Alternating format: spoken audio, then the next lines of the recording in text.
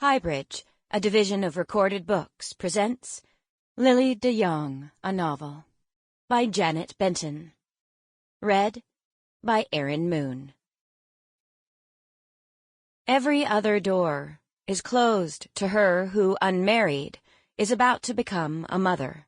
Deliberate, calculating villainy, fraud, outrage, burglary, or even murder with malice aforethought seems to excite more sympathy, more helpful pity, more efforts for the reclamation of the transgressors than are shown towards those who, if not the victims of others, are at the worst but illustrations of human infirmity. Annual Report of the State Hospital for Women and Infants, Philadelphia, Pennsylvania, 1880. Notebook 1. 1883. 3rd month, 16. Some moments set my heart on fire, and that's when language seems the smallest. Yet precisely these bursts of feeling make me long to write. I sit now in a high-walled courtyard, amid the green smells and slanted light of early spring, with that familiar burning in my heart. I'll need to destroy these pages before returning home, but no matter. For the first time since Mother's death, words come to me. I've lost more than I've gained since Mother died last year, when I was but 22. Yet I wish to tell of some good things. This small courtyard, with its carved stone bench, for instance, which fast becomes my refuge. For with spring upon us, there is such a wellness in the out-of-doors. Crocuses peer from the melting snow. Budding trees sweeten the air with their exhalations. If I were at home, I'd have turned the soil in our kitchen garden today, and planted radish and lettuce seeds besides. For supper, I'd have made a soup from the hardy kale and onions that survived the winter. But I am not at home. I'm at the Philadelphia Haven for Women and Infants.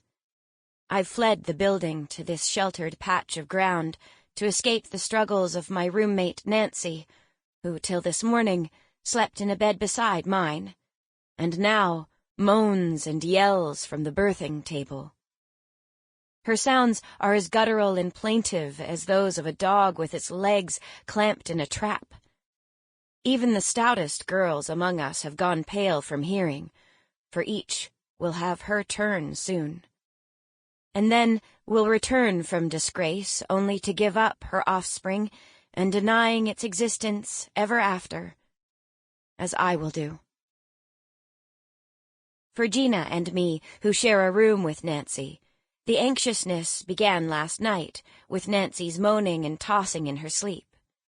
At dawn she awoke, her thighs and sheets wet with a watery fluid. "No one came for me," she wailed as Gina and I wiped her clean. She wasn't crying from bodily pain. Not yet. She cried from understanding, at the age of 16, that her daily hope of rescue had reached its end. Her parents had sent her to domestic service in the city, and for 3 years they'd relied on the money she sent home to their farm. She lost her work due to her pregnancy, which arose from misplaced trust in a fellow servant, as she explained to us one whisper-filled night. Yet though she'd written many pleas, her parents had supplied no aid, made no visit, sent no letter of condolence. Gina bent her head of dark curls to kiss Nancy's cheek. I squeezed her hand and eased her into a clean nightgown. And despite the fact that Gina and I are in our 9th months too, we helped her down a flight of stairs into the chamber of the Haven's matron, Delphinia Partridge. At the door we knocked and waited, while Nancy hung about our shoulders. Soon the bleary matron emerged, clad in a worn blue dressing gown, her silver hair tucked beneath a sleeping cap. We walked to the delivery room where she encouraged a shivering Nancy to lie upon the birthing table. To Gina and me, the matron said, "Wake up the cook. Tell her to fetch the doctor."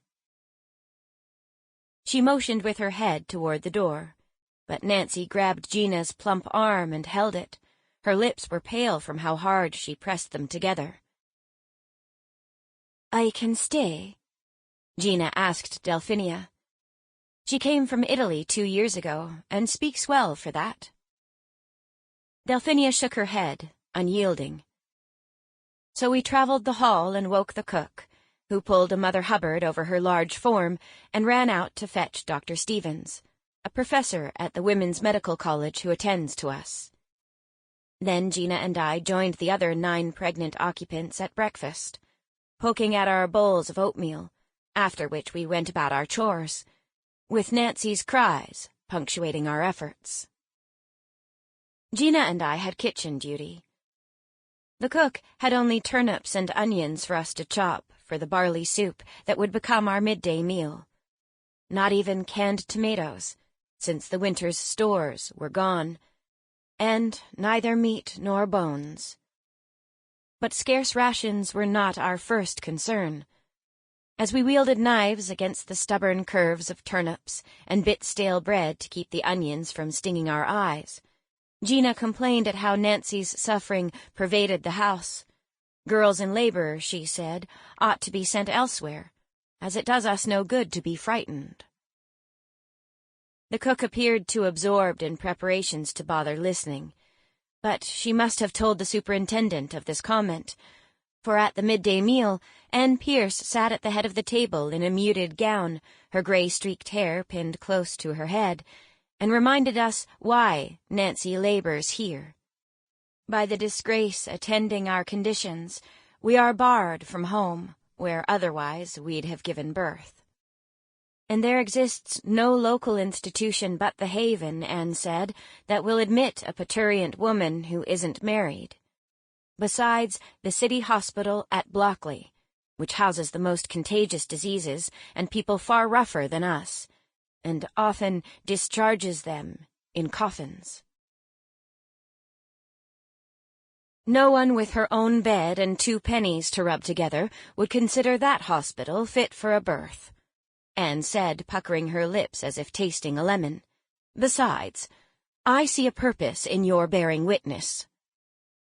She proceeded to give a talk from her end of the table that amounted to this: "Let Nancy's suffering be an antidote to your passion." As if passion alone explained our predicaments. Our being female and unlucky, and in my case a near idiot in the ways of amorous men, must be added to that. We heard Nancy call for mercy each time Anne paused and leaned her proud head to sip her tea. Though we hover constantly on the edge of being underfed, few girls had an appetite.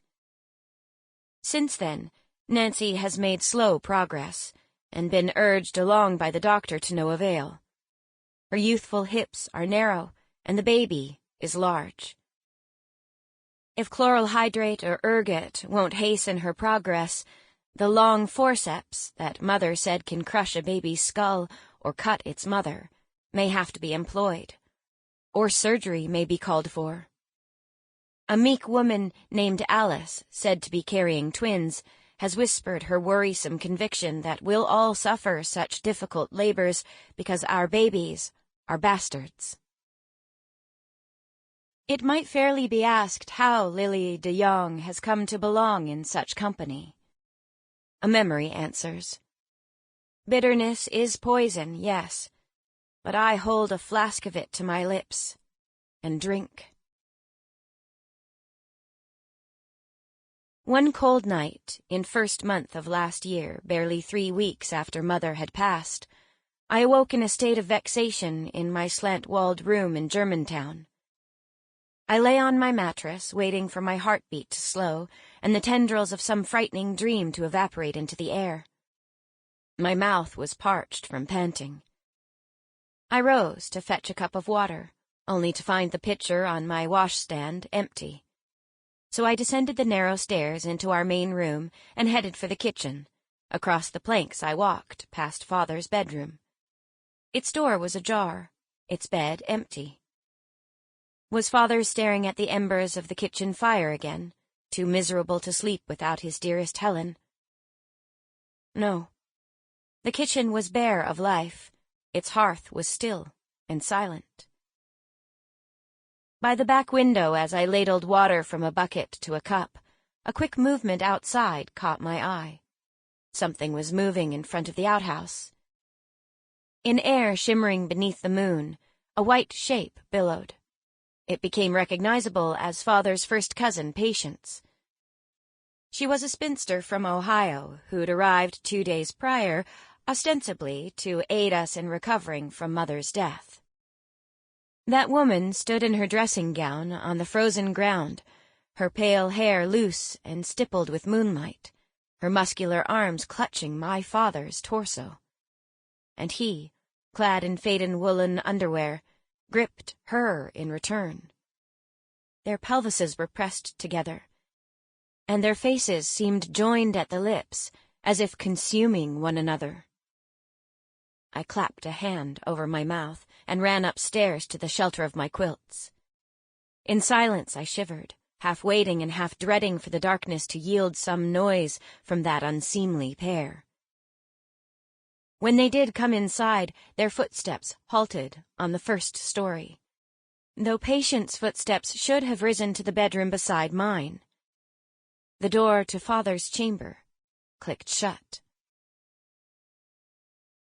I knew little of such congress then, but I imagined nauseously their protuberances and indentations, their odd bits of bodies covered in curls of hair, fitting together in ways obscure and obscene. I lit a candle and stared at the cracks in my plaster ceiling, trying in vain to find the shapes that as a child I'd perceived as rabbits and mice, looking for the fissures that once had seemed to spell my name. I even picked up my book of Bible verses, but nothing took away the ghastly picture of my father, like a drowning man, grasping at a piece of flotsam. It is many a spinster's custom to travel relative to relative, staying as long as she's needed. But in our little stone house, with its patriarch in grief, Patience had found a way to halt her wandering. I intended to wake before dawn to prepare our meal. I wanted to witness their emergence from what had been my parents' room, and thereby to impose on them the shame they ought to feel. But I was trapped by heavy sleep till sun came streaming in and overheated me. I dressed and rushed downstairs to find Father, Patience, and my brother Peter seated at our oak table. Father and Patience wore bland expressions. Their bodies appeared to have softened, like butter placed near the stove. His hand brushed hers in passing the canned peaches, and her thin lips opened to expose her small teeth, then eased into a dog-like smile. Peter saw nothing amiss, for he kept his eyes on his plate, as he had at every meal since Mother died. He chewed and swallowed bite after bite determinedly, as if taking care not to choke on his own restlessness. And when Father's gangly, red-haired assistant came down from his attic room and joined our table, he greeted us as usual and fed heartily. "Lilli," said Johann, his broad cheeks pink with anticipation, "can we haul those scraps to Rittenhouse Town today?" The bits of linen left behind from Mother's sewing and the rags too worn for use would fetch much-needed coins at the paper mill, and I'd be glad not to perform that sad errand alone. Such an outing, too, would allow Johann and me to share the fruits of our mines. On our return, freed of the sacks of cloth, we would ramble the snowy roads and stop for a sweet at the market, perhaps dangling our gloved hands near, even curling them together. I had the freedom to accept his invitation, With patients there, my home duties had lessened, and the students I taught at the meeting house were on their winter vacation. So I answered Johann in the affirmative. Yet as I spoke, I felt a cramp of fear in my belly, in place of my usual tingling anticipation of our heady talk. For in that kiss I'd witnessed, in the hunger that had made the bodies of my father and his cousin press hard into one another, a contagious force had come too near. I watched as father ate his sausage and dipped a hunk of bread in the fat, his lips and the surrounding skin growing greasy and slick. He never had been suited to mother's refinement. Clearly, Patience was another sort of woman. Soon that woman bundled her sturdy frame against the cold and left to buy meat at the butcher's. The 3 men entered their cabinet-making workshop at the side of our house.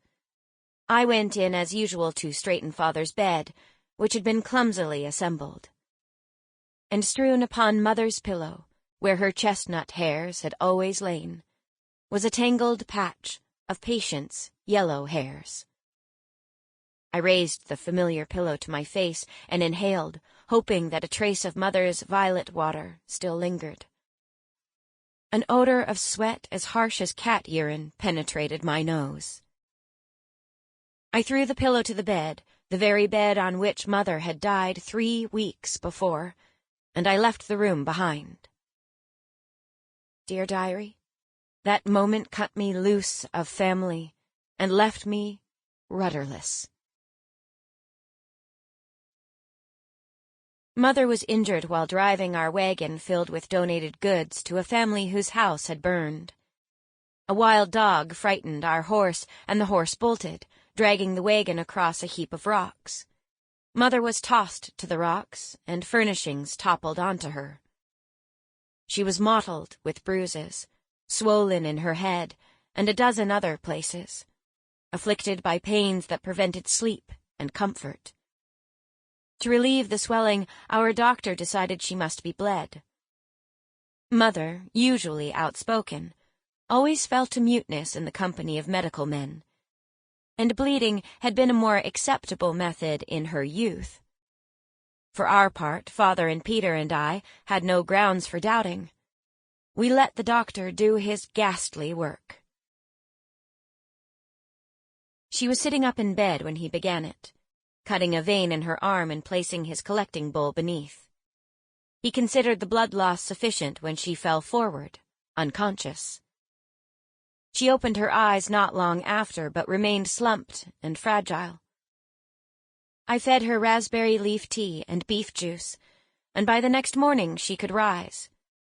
But by then she had head and neck aches so severe that she could hardly walk. Saying her nerves were damaged, the doctor sent her back to bed and prescribed strong-smelling decoctions to ease the pain.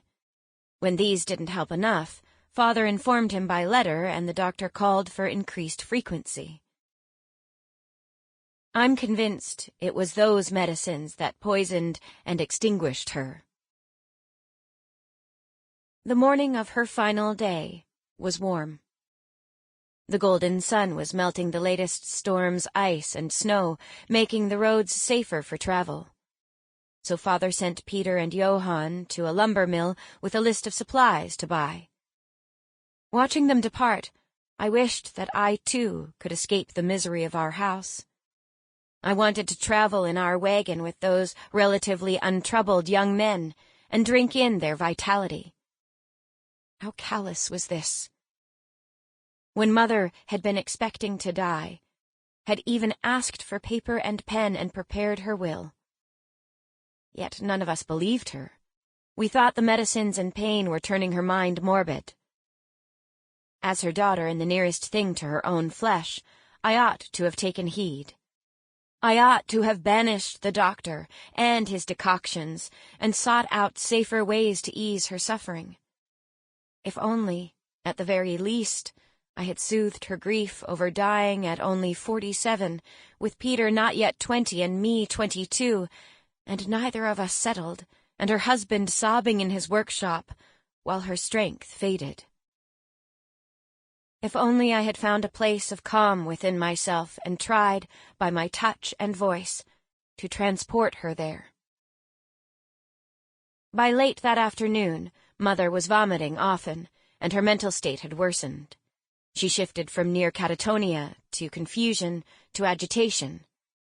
Father left to buy more medicines, he said. Her last hours came soon after, and they seared me like a cattle brand. I was walking away to fetch a cooling cloth for her forehead when a scream issued from the dearest person to me on earth. I turned to see her once graceful body convulsing, gripped by unseeing sensations. Running to her side, I grabbed her hand. Her fingers were hot, like rods of fire, as if her remaining life was burning painfully away. Her face was scarlet.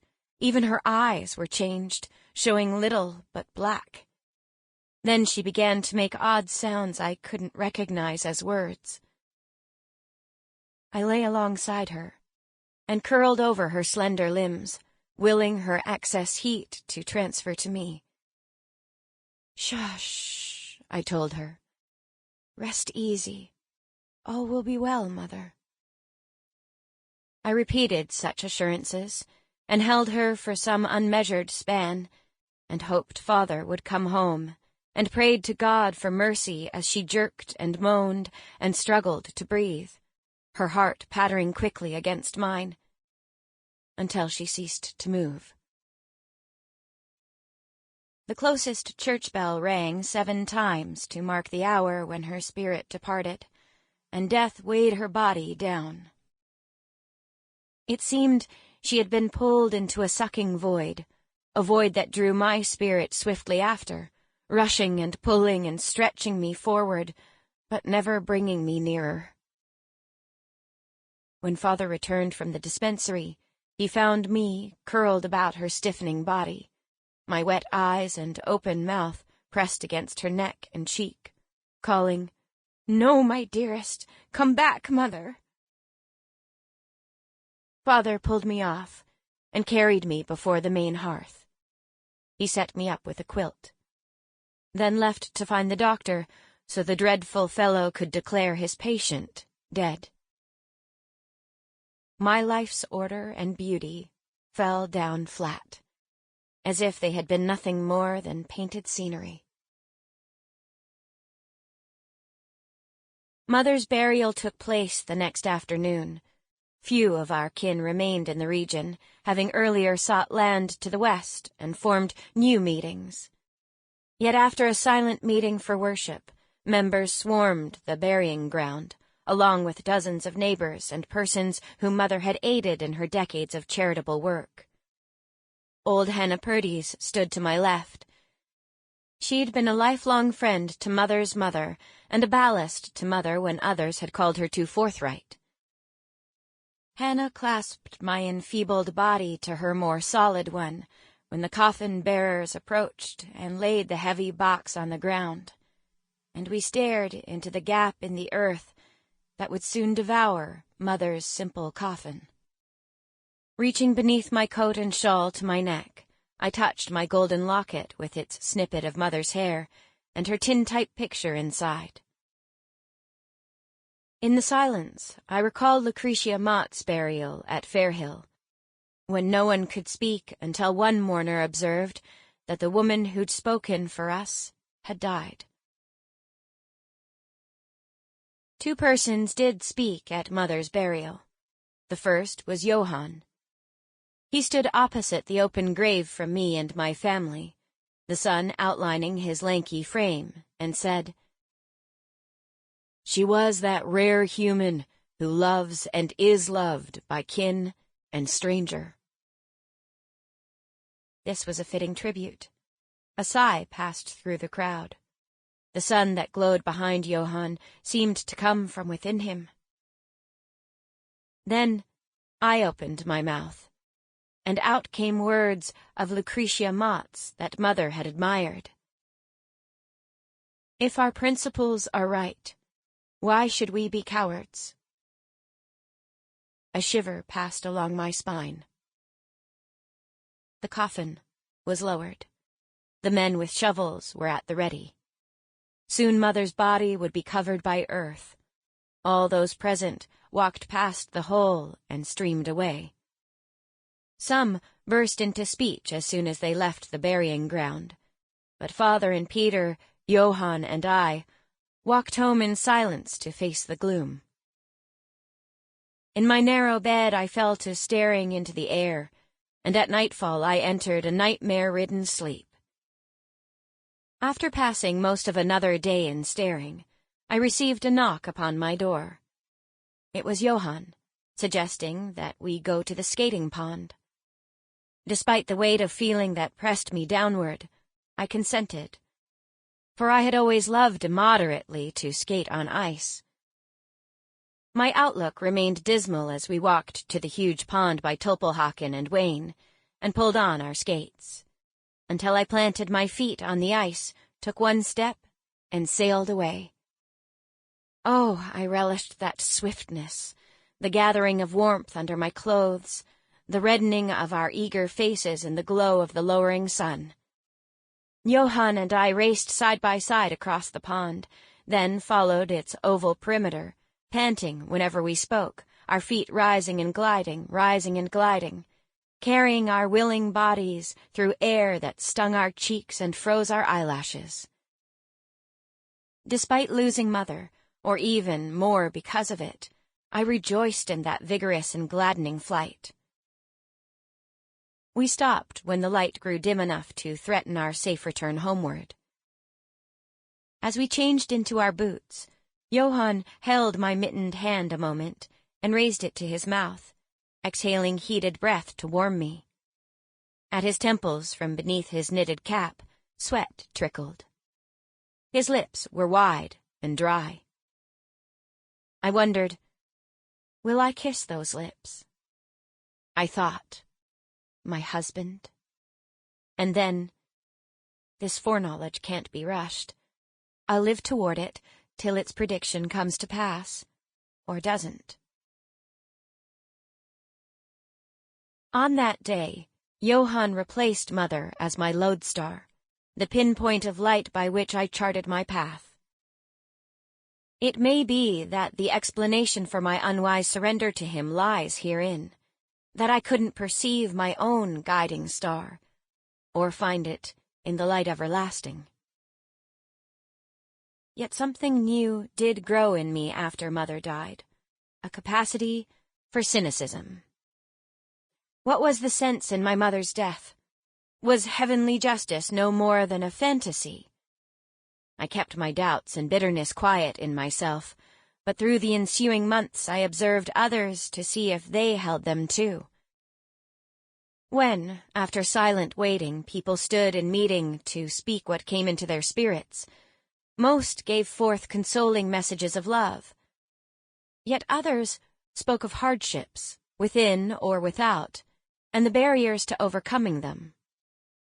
I no longer shrank from the words of these messengers. Something else, too, was pressing to have its day. Many nights I couldn't sleep, convinced that knowledge poured through me, all the knowing Mother had released into my body when she died. In vain I searched for words to give it shape. On other nights I slept excessively, as if this growing power required added rest. Having always been a friend and attended twice-weekly meetings for worship, I was raised on insights and revelations conveyed by God through willing humans. But the person receiving this wisdom and rising from a bench to convey it had never once been me. Now a new-found force gathered during our silent waiting, inciting me to stand. On every occasion I resisted, fearful to become a channel for God's truths. The force brought on an elation so strong that I feared if I surrendered, I might be called to the life of a traveling minister, might have to go from meeting to share what I was given. But what was I given? If I opened my mouth, I feared it might emerge as an unformed ramble. In any case, my chance expired. I never did find the words to stand and speak. Our lives were too far altered before my Sample complete. Ready to continue?